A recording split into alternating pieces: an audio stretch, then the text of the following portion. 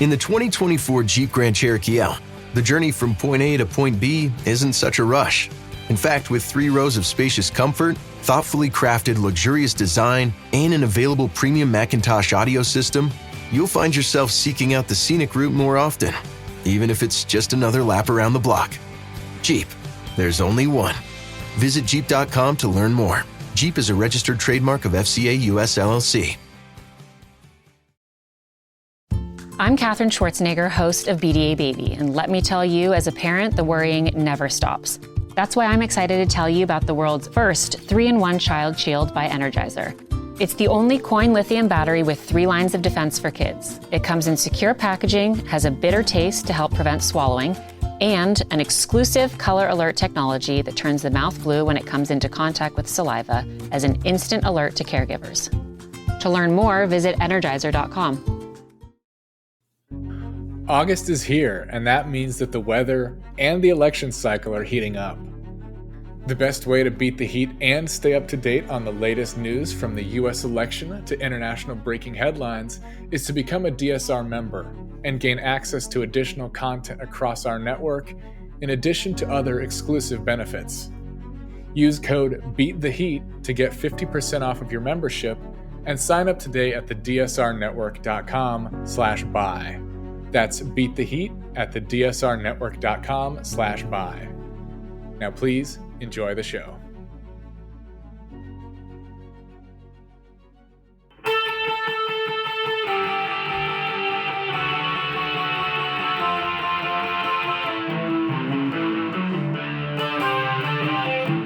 This is the Daily Blast from the New Republic, produced and presented by the DSR Network.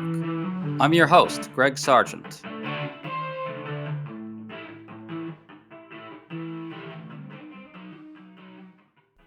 Donald Trump has now rolled out a new lie about the scandal over his campaign's use of Arlington National Cemetery as a campaign setting.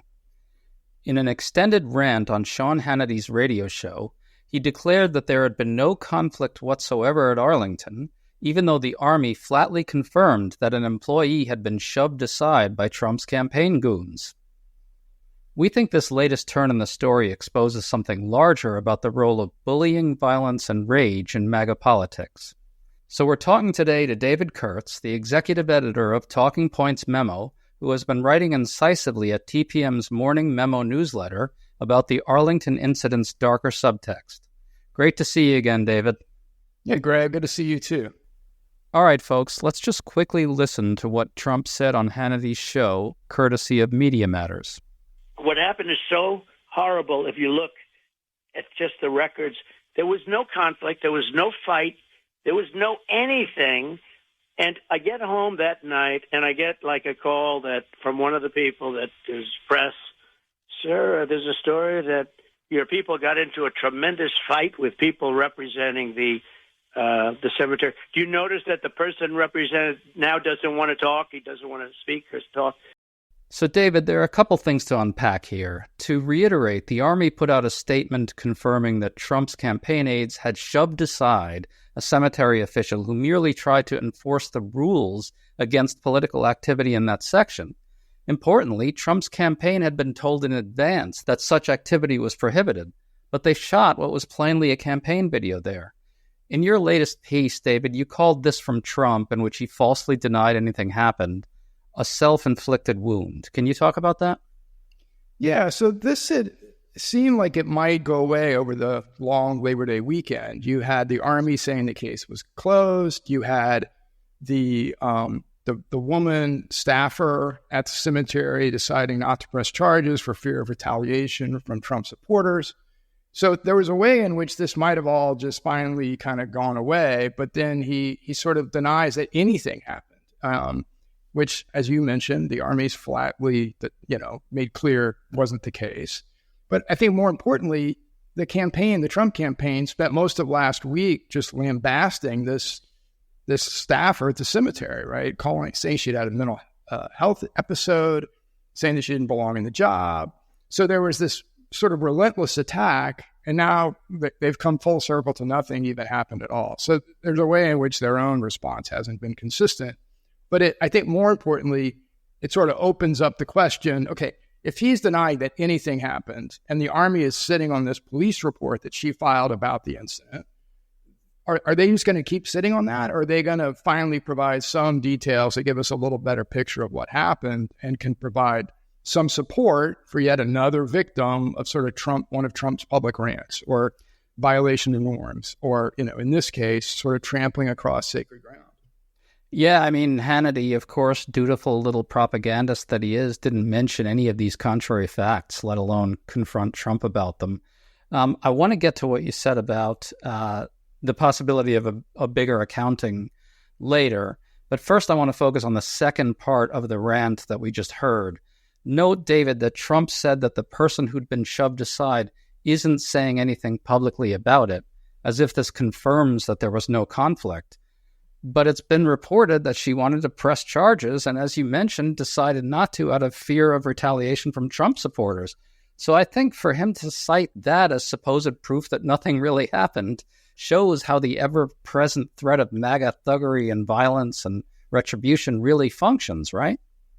Yeah, that's what really caught my attention about this story. I mean, obviously, Arlington National Cemetery and the history and everything that we know about how we honor our servicemen and women and treat that ground. I mean, obviously, that's a big part. But her decision, which is totally understandable in the individual circumstance of not wanting to go beyond the police report, not wanting to file charges, is what we've been led to believe because of that fear of retaliation.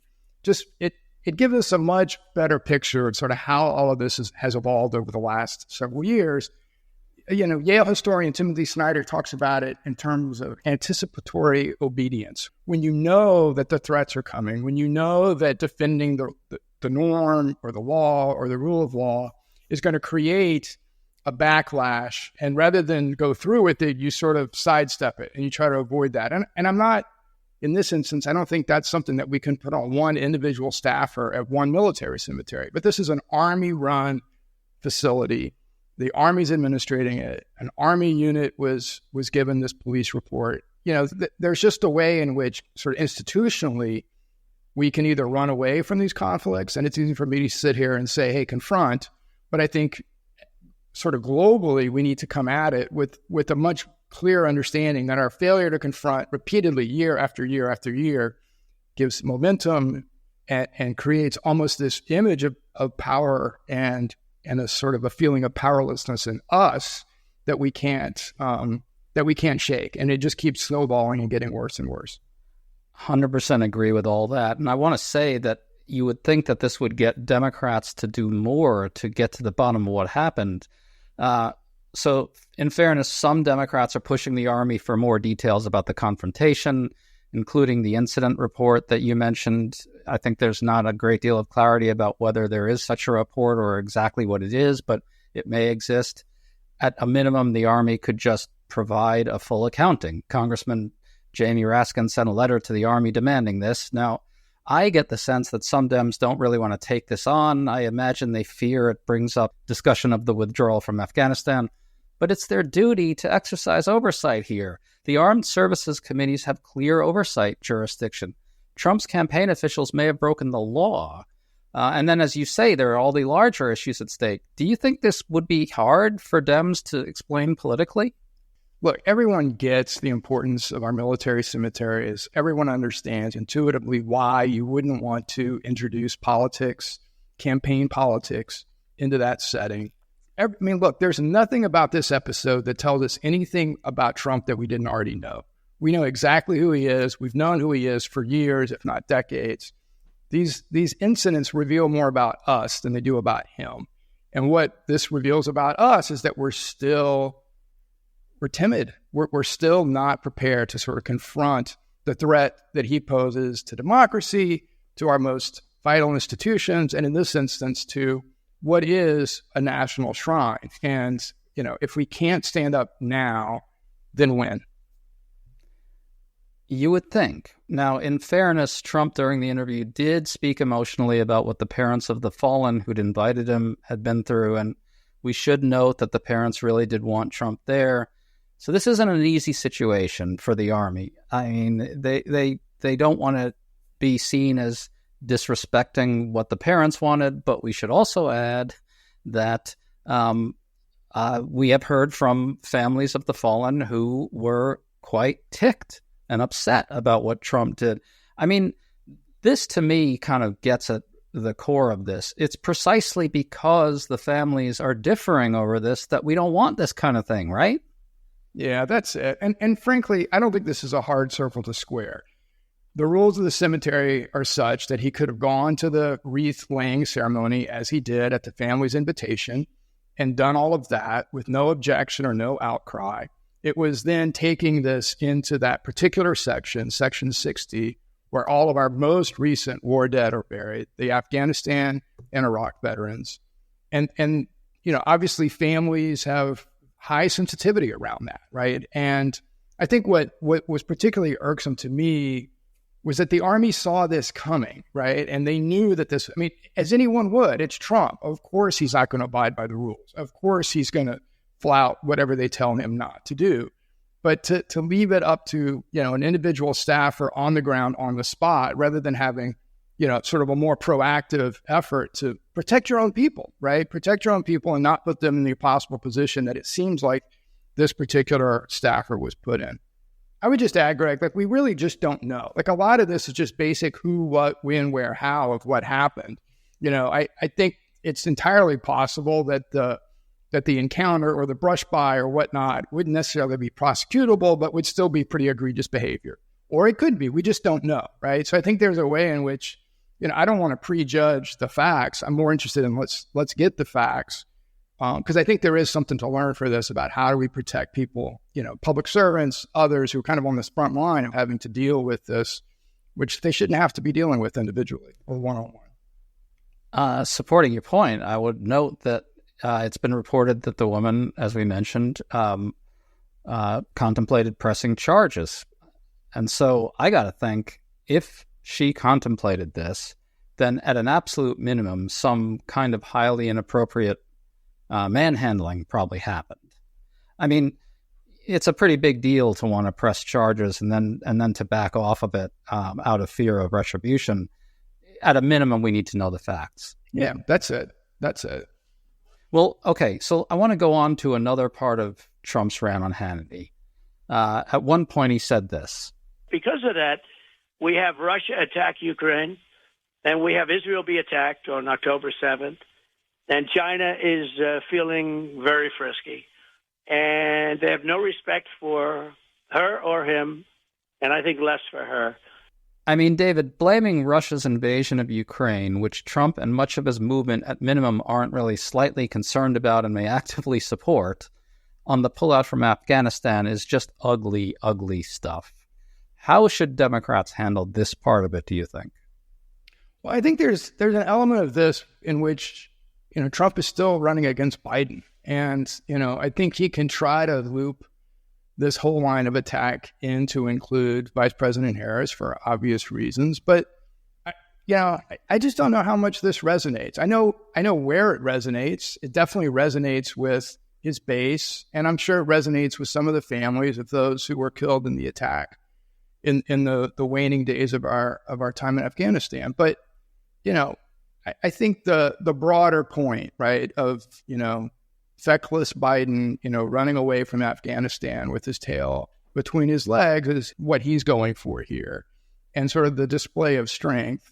But frankly, Democrats have done, I think, a pretty consistent job of reminding everyone that withdrawal from Afghanistan was Trump's policy originally, and this is the execution of something that he had put in motion before he left office. So, I get why the Trump campaign would see political saliency to this, especially at a moment when they're struggling to find some traction, some line of attack that will stick with Harris. But, they've run through a whole litany of old Biden attacks over the last 4 weeks to try to find something that would stick. And I don't see any particular evidence that this is more resonant than any of the others have been, which is to say not very.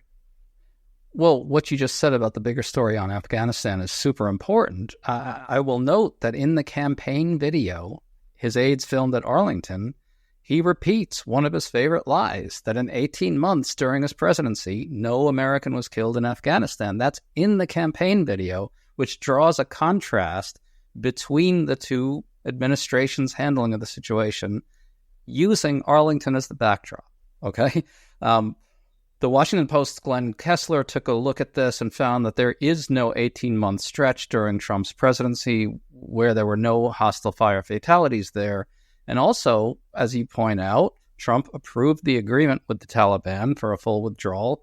And by the way, Kessler, in his piece, also points out that when Biden announced the withdrawal, Trump praised it. There's got to be a way to get at that as well for Democrats, don't you think? Yeah.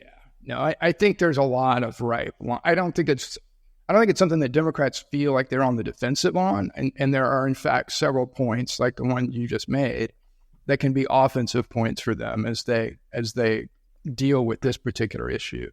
But I think that's also, Greg, the beauty of the, we won't go back line, right? I think in general, Americans look at Afghanistan and Iraq as very much in the rearview mirror. Thankful for the folks who served there, dismayed, particularly in the case of Iraq, as to how we got there in the first place. And, another example of American military intervention gone awry. But I don't think it's the kind of thing that people are eager to relitigate or to kind of bring back to the fore of their decision-making this time around. And there's just nothing about Kamala Harris that sort of forces that issue. I don't think that's something that she wears as a yoke around her political prospects or her campaign. And so, is Trump fighting this in his own mind 100%? Is the campaign struggling to find traction 100%? Right? But I just don't think that necessarily adds up to a political problem for the Harris campaign on this. Agreed. I want to point out that there's a deeper perversity here. One of the standard issue pundit takes on the rise of Trump and MAGA is that it supposedly was partly in reaction and rebellion against the forever wars, right? And so for them to both boast that Trump initiated the pullout from Afghanistan and also to attack Biden as weak for its execution really just is the height of absurdity in my mind. No, it's 100% true, Greg, and it's just another example of the sort of chronic inconsistency and just throw whatever you're going to throw at the wall in any given moment. And, we've seen that for 8-9 years now, and it's more of that. So let's return to Arlington then. In one of your pieces, you wrote that the fascistic elements of this whole scandal are unmistakable. It's Trump's campaign goons shoving around government officials. They've also smeared her in the media in vile terms, which you mentioned earlier, which I think was a clear warning to her of what she could expect if she went public. Remember, they did that smearing when it was kind of unclear what she was going to do. But I want to go dark on you here, David. For Trump to then flaunt the fact that this actually did cow the Arlington official into silence and frighten her away from telling the truth about what happened strikes me as, in a way, a celebration of those fascistic elements. It's kind of a boasting to his supporters about what it accomplished, right? Yeah, I think you're right. And I kind of have a slightly different way of looking at it, that she was reacting to prior episodes of exactly this kind where people were threatened, bullied. I mean, she knew they didn't have to do anything now. In this particular instance, she was reacting to what had already happened. And likewise, what's happening to her is going to cause somebody else down the road to similarly recoil and decide that it's not worth taking a professional or personal risk or putting their family at risk or whatever the case may be. So these things have a way of telegraphing to future potential foes of Trump's or obstacles. I mean, I'm sure this person isn't a foe of Trump any more than any other public servant just doing their work is, right? But in his mind, it's foe or friend. There is no option other than that. And so I think what we've seen is it's the culmination of this happening over and over and over again. To me, that's the darkest part, and that this will then be used into the future to cow potential, foes in the future. It's just horrendous. Yeah, I mean, I want to just close out by picking up on what you said about foe or friend, that there's really, you're either a friend of MAGA or you're an enemy of MAGA. The fact that this type of attack is being waged on a public official in this case, and more broadly, public officials in many other cases, whether it's elections officials who wanted to count the votes, or judges and lawyers who are making the legal system run but are prosecuting Trump for alleged crimes, serious ones, and are prosecuting January 6th rioters for their crimes. Basically, what is being said here, I think, or being put on display, is that MAGA has no real vision of honorable service to the nation. Either you are serving MAGA or you are the enemy of MAGA. And that, to me, is what makes this whole thing so dark and what raises the stakes on it so much. Yeah, I think that's right. And I think I would play that out a couple of steps, which is, I think you have an entire federal government in D.C. right now anticipating the potential of Trump returning as president. And he's advertised it again and again, that this is going to be his revenge, his retribution, that he's going after the deep state. They're going to bring in Schedule F so that they can, undermine the civil service procedures. And there's a million ways in which I think government workers right now feel under direct threat. And you can't respond to that on a one-on-one level. It's too much for any one government official to handle. It has to be an institutional and collective response in order to preserve all of the things that, I know there's a lot of criticism of how government works, but to the extent it does, and I think it does, it's because there's a professionalism and there's a consistency and a reliability over time that all of this threatens, right? Because it's exactly what you described as the MAGA mindset makes people not want to do this kind of public work. And every time you get a retreat, I think it's kind of what we're seeing in this instance. That erosion is gobbled up immediately by MAGA or MAGA adherents in a way that just slowly over time leaves you with a diminished government capability, a diminished civic life. And so you're 100% right. I just think the way the ripples from that flow out are incredibly important. And we're at a tipping point, right? You just can't have another 4 years of this mindset without there being permanent long-term consequences to our civic capacity. And that's really what's at stake in this Arlington battle. David Kurtz, man, it's so awesome to see you again and really good to have you on. Great discussion. Good talking with you, Greg. You've been listening to The Daily Blast with me, your host, Greg Sargent.